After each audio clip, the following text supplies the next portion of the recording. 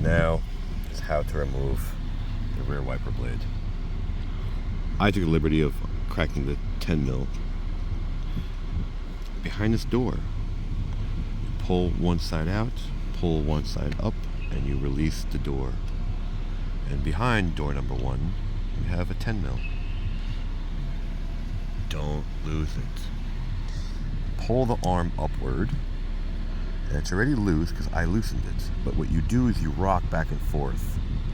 What you're doing is, now these newer ones are way easier than the older ones. The older ones you might have to kick, scream, hit them with PB Blaster, chew off the rust, you know. You see, they already start rusting. They're just a type of metal. It's just what they do. That's what they put back here.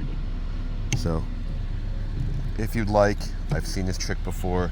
You put a piece of tape so you know where the new one's going to sit back. See that? I don't have tape. Well, actually, I do have electrical tape, but either way, you get the idea. Put the 10 mil back, and you are on your way with a new wiper blade. So, no, I'm sorry, wiper blade arm. See that? We gotta be specific these days. So, tighten it up. Like it, don't like it, share it, don't share it, subscribe and subscribe. Thanks for watching.